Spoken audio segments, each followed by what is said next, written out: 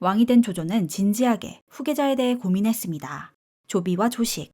조조는 셋째인 조식이 마음에 들었으나 이때 가후가 원소와 유표가 왜 망했는지 생각해보라 조언하였고 조조는 그 말을 듣고 깨달아 장남인 조비를 정식 후계자로 공표하죠. 한편 오나라의 대도독 노숙이 병으로 세상을 떠났습니다. 오나라는 여몽을 대도독으로 삼고 전쟁 준비를 하고 그 사이 총나라는 장비, 마초를 한중으로 출진시켰죠.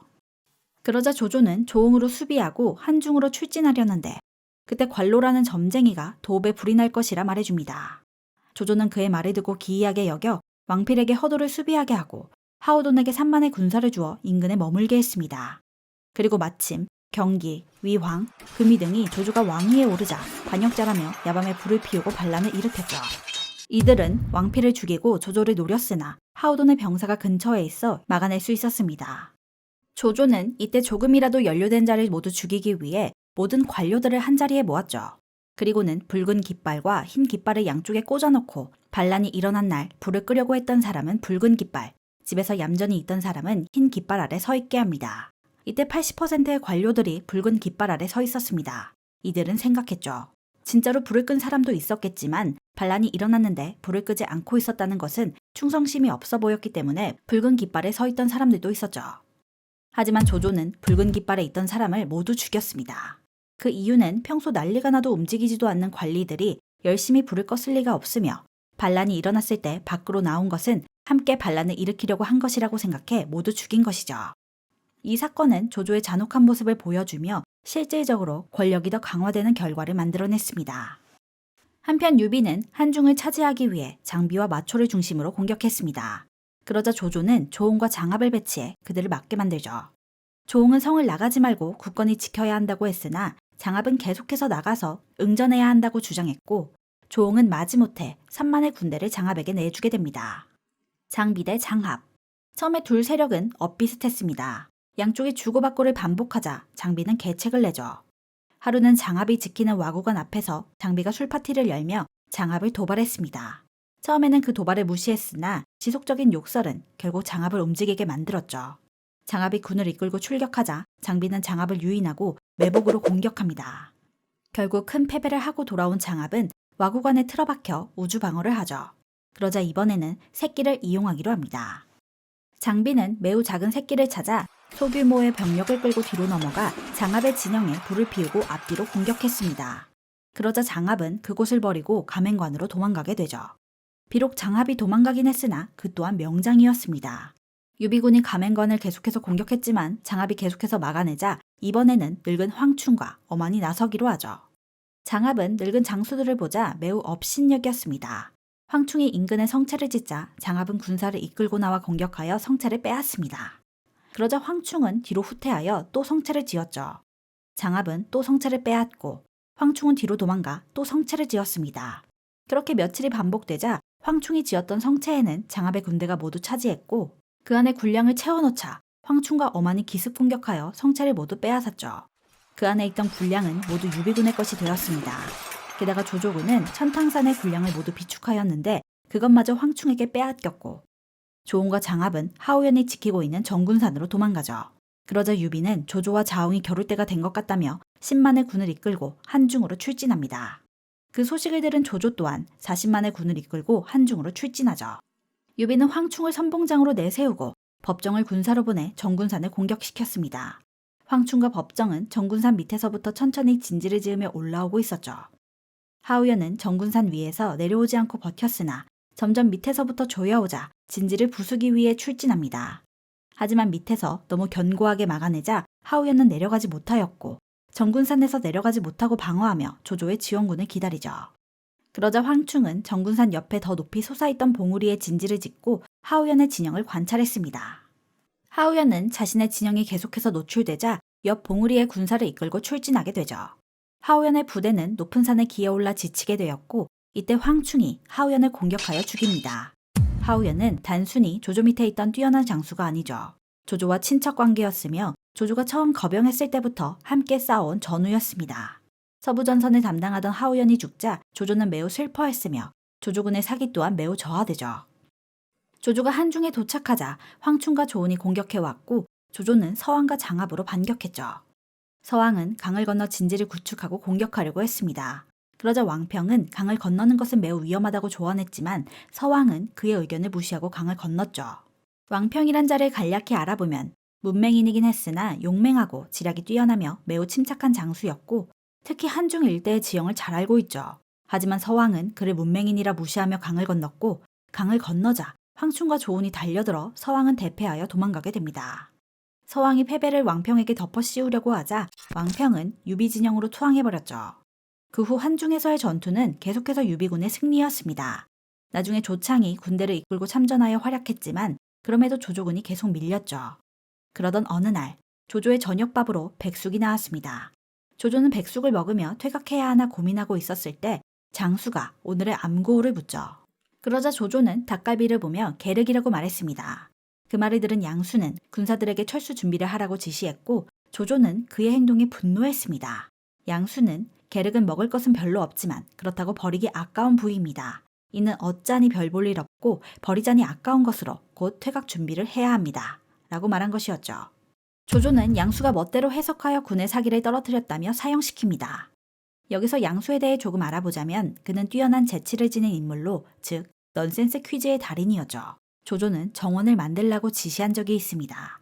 정원이 완성되자 조조는 한 바퀴 둘러보고는 아무 말 없이 대문에 살 활자를 쓰고 떠났죠. 다른 사람들은 그게 무슨 뜻인지 몰랐지만 양수는 대문을 바꾸라 명령하였습니다. 문문자 안에 살활을 넣으면 넓을 활자가 완성되니 대문이 너무 크다는 뜻이었죠. 게다가 양수는 조식의 스승이기도 했는데 조조가 조식에게 어려운 질문을 할 때 보라며 답교라는 책을 주기도 했다고 합니다. 그 책은 조조가 문제를 낼 만한 질문들을 모아둔 해답지로 평소 조조의 마음을 꿰뚫고 있던 것. 조조는 양수가 재치가 있다고 생각했지만 동시에 자신을 너무 잘 알고 있으니 경계하고 있기도 했습니다. 양수는 결국 자신의 재주 때문에 사망하죠. 한중에서 유비의 거센 공격이 계속해서 이어졌고 이때 조조는 앞니에 화살을 맞는 큰 부상을 입게 됩니다. 결국 앞니 2개를 잃은 조조는 후퇴하기로 하죠. 한중왕. 한중을 차지한 유비. 백성들과 신하들의 지지를 받으며 한중을 다스렸습니다. 그러던 어느 날 법정은 유비에게 왕위에 오를 때가 되었다고 조언합니다. 유비는 천자의 명령도 없이 왕이 될 수 있냐며 거부했지만 신하들은 계속해서 왕이 되어야 한다고 조언하죠. 법정은 유비가 왕이 되어야 정통성과 세력 강화, 그리고 조조와 대립할 수 있다고 합니다. 세력이 커졌지만 명분상 한나라의 신하이니 왕위에 올라야 독립적인 국가를 운영할 수 있었고 유비가 왕이 되어야지 위왕에 오른 조조와 대등한 위치에서 경쟁할 수 있는 것이죠. 그리하여 유비는 할 수 없이 한중왕에 오르게 되었습니다. 유선을 태자에 올렸으며 관우, 장비, 조은, 마초 황충을 5호 대장군으로 임명하고 위원을 한중태수로 임명하죠. 이때 오만함의 끝에 있던 관우는 매우 불만이었습니다. 황충은 매우 늙었으며 예전에 말 때문에 살려주었던 장수라 인정하기 싫었고 마초는 비록 명문가문의 후예였으나 유비 밑에 들어온 지 얼마 안 된 자가 자신과 동렬에 놓인 것에 대해 매우 불만이었죠. 관우가 불만을 표하자 제갈량은 관우를 미염공이라고 칭찬하며 달래주었습니다. 여기서 미염이란 아름다운 수염을 의미하죠. 허도로 후퇴한 조조, 다시 유비를 공격하려고 하자 사마의는 오나라를 이용하자고 합니다.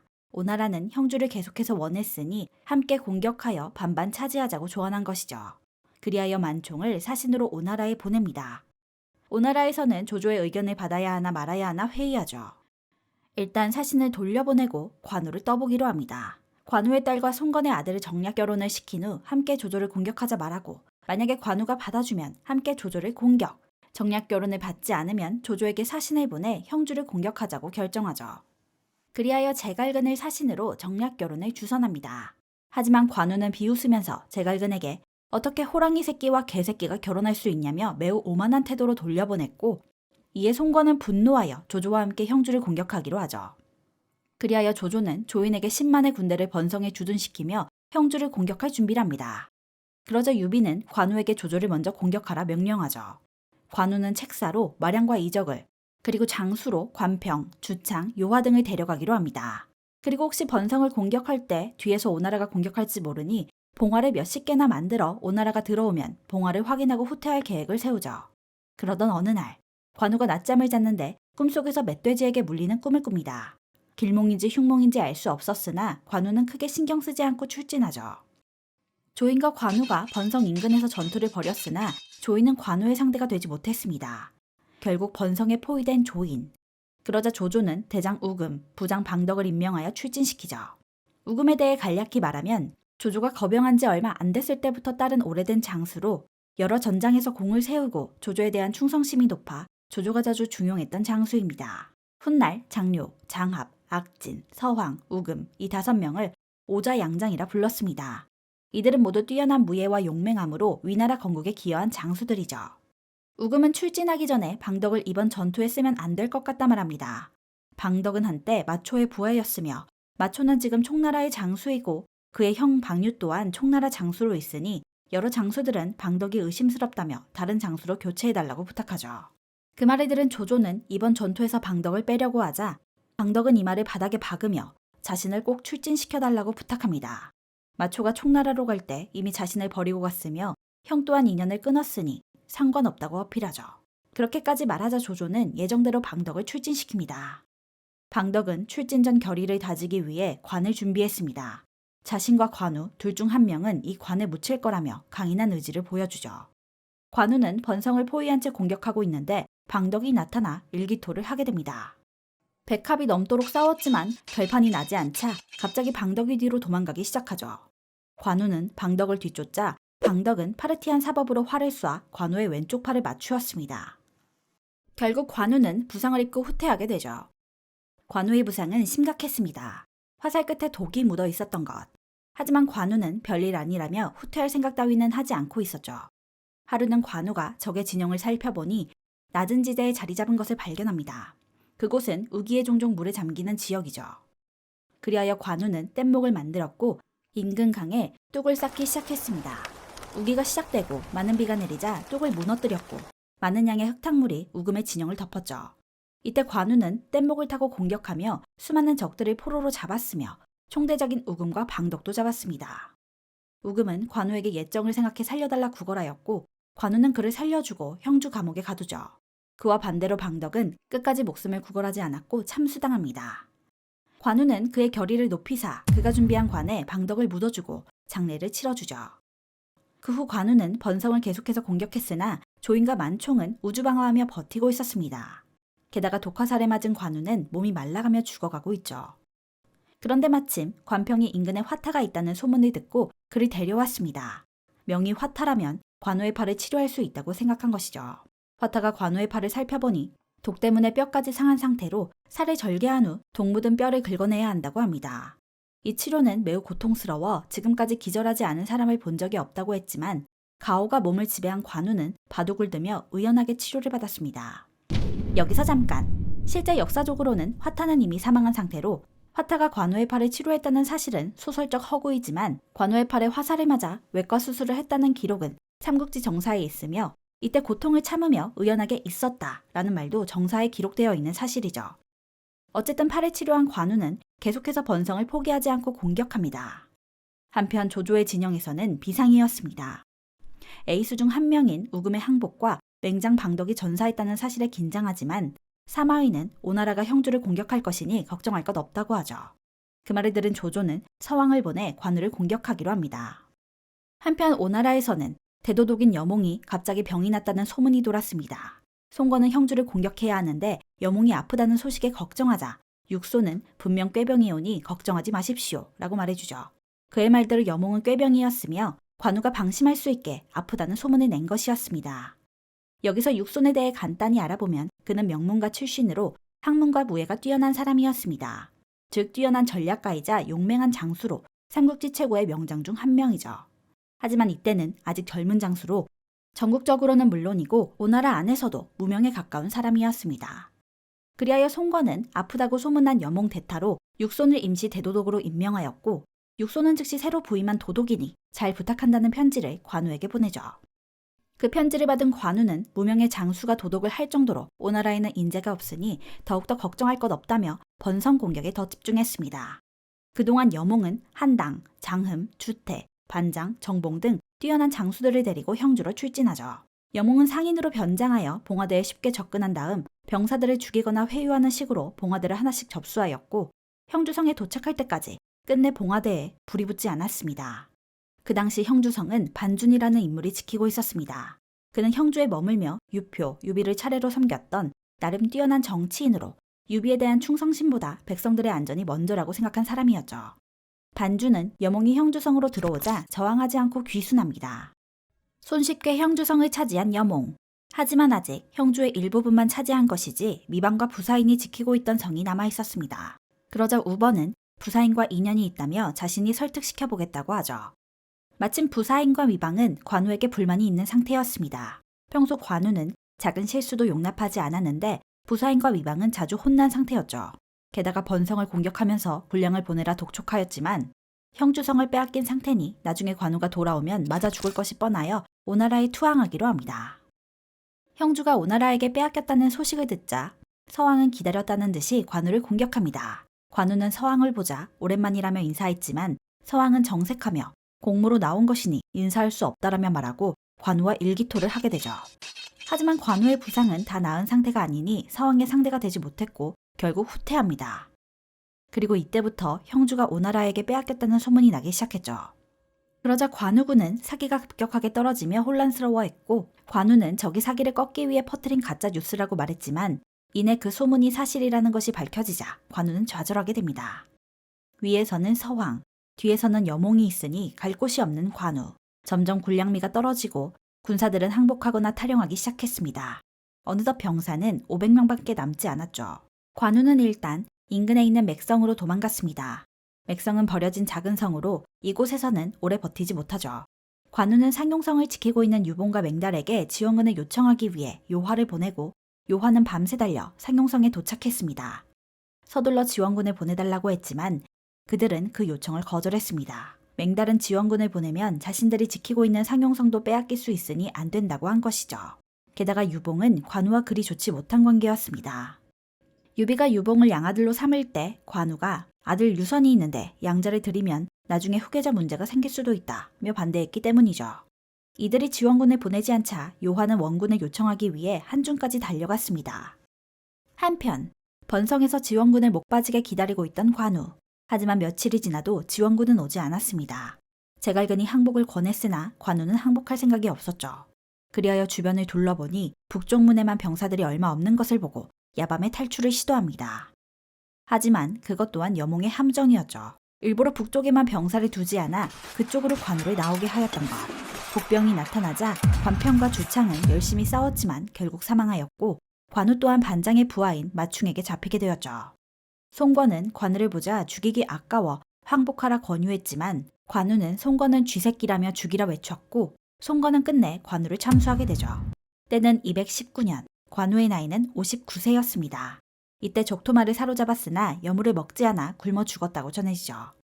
게다가 건강했던 여몽 또한 갑자기 죽었습니다. 세간에는 관우 귀신이 여몽에게 붙어 온몸의 구멍에서 피를 흘리며 죽었다고 전해지지만 실제로는 질병에 걸려 사망했다고 하죠. 송권은 관우의 목을 어떻게 처리할지 고민합니다. 유비가 관우의 죽음을 알게 되면 그의 분노가 오나라로 향할 테니 관우의 장례를 치러주고 그의 목을 조조에게 보내기로 하죠. 이는 관우가 이번 전쟁에 죽은 것은 오나라와 위나라의 합작이니 유비의 분노를 조조에게로 돌리려는 의도였습니다. 그리하여 관우의 머리를 잘 포장하여 조조에게 보내주죠. 관우의 머리를 받은 조조는 복잡한 심경을 느꼈습니다.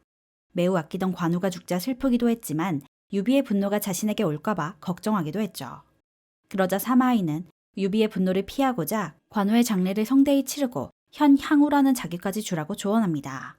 그렇게 된다면 총나라에게 은혜를 베푼 것이니 유비의 분노의 화살은 오나라로 향할 것이라고 하죠. 그리하여 조조는 성대한 장례를 치러줍니다. 한편 꿈을 꾸고 있는 유비, 관우의 영혼이 유비에게 나타나 인사를 하고 떠났습니다. 유비는 그 꿈을 기이하게 생각했으나 이내 관우가 죽었다는 소식을 듣고 피눈물을 흘리죠. 유비는 관우의 혼을 달래주기 위해 장례를 치렀습니다. 그렇게 관우의 묘는 위초고 각나라에 모두 만들어졌다고 합니다. 유비는 관우의 장례를 마치고 복수전을 위해 오나라를 공격하고자 하죠. 분노의 화살은 위나라가 아닌 오나라로 향하고 있었으며 유비는 오나라를 공격하기 위해 대대적인 공격을 준비합니다. 한편 관우가 죽었을 때 조조의 나이는 65세로 꽤 노쇠한 상태로 게다가 오랜 지병인 두통을 앓고 있었죠. 두통을 심하게 앓던 조조는 쓰러졌고 최고의 의사인 화타를 불렀습니다. 화타가 조조의 병을 보자 치료 방법은 있으나 그렇게 한다면 조조가 자신을 죽일 것이라 예상하죠. 조조가 치료 방법을 말하라고 하자 화타는 머리 안에 풍이 들어갔으니 도끼로 머리를 쪼개 머리 안의 병의 근본을 제거해야 합니다. 라고 말했습니다. 그 말을 들은 조조는 일전에 화타가 관우의 팔을 치료해 준 것을 떠올리며 관우의 원수를 갚기 위해 자신을 죽이려 한다고 의심하여 화타를 처형하죠. 220년 어느 날 조조는 꿈을 꾸었습니다. 말 3마리가 구유통 하나에 머리를 박고 먹이를 먹는 꿈이었습니다. 사마의에게 이 꿈을 해몽해달라고 하자 사마의는 좋은 꿈이라며 얼버무렸죠. 사실 이 꿈은 훗날 사마씨 3대가 조씨를 대신하여 천하를 얻는 것을 암시하는 꿈이었다고 합니다. 조조가 죽어가자 대신들은 조조가 죽기 전에 황제로 즉위해야 한다고 건의했지만 조조는 끝내 황제의 자리에는 오르지 않고 위양의 자리에 만족하며 66세의 나이로 사망했습니다. 그리고 위양의 자리는 태자인 조비에게 이어졌죠. 조조의 장례는 성대하게 치러졌지만 조창과 조식은 장례에 나타나지 않았습니다. 그들은 조비가 위왕이 된 것에 불만을 표시했죠. 얼마 후 조창은 10만 대군을 이끌고 허창으로 왔으나 조비는 조창을 반갑게 맞이합니다. 조창은 반란을 일으켜 왕위를 차지할 수도 있었지만 조조를 따르던 하우돈, 장압, 서왕 등이 각지에 건재하여 왕위를 안정적으로 유지하기 어렵다는 것을 알고 있었죠. 조비는 조창의 병권을 회수하고 자귀를 내려주며 안심시켰습니다. 하지만 건강했던 조창은 3년 뒤 갑작스러운 질병으로 사망하죠. 정사에서는 조창이 병사했다고 기록되어 있지만 세간에서는 조비가 독살했다는 소문도 있습니다. 다음은 조식. 조식은 뛰어난 재능과 그를 따르는 지지자들이 많아 조비에게는 큰 위협이었습니다. 조비는 조식이 아버지의 장례식에 불참한 것을 빌미로 그를 체포하죠. 조비는 조식을 죽일 수도 있었지만 평소 조식의 뛰어난 시대를 알고 있었기에 7걸음을 걷는 동안 시를 지으면 살려주겠다고 제안합니다. 이에 조식은 다음과 같은 칠보시를 읊죠. 시의 내용은 형제 간의 갈등을 콩을 삶는 것에 비유하며 조비의 잔혹함을 비판하고 형제애를 호소하는 내용이었습니다. 시를 들은 조비는 조식의 재능에 감탄하며 죽이지 않고 유배를 보내는 선에서 끝내죠. 그 후 조식은 여러 곳으로 유배를 다니다가 10여 년 후 병사했다고 전해집니다.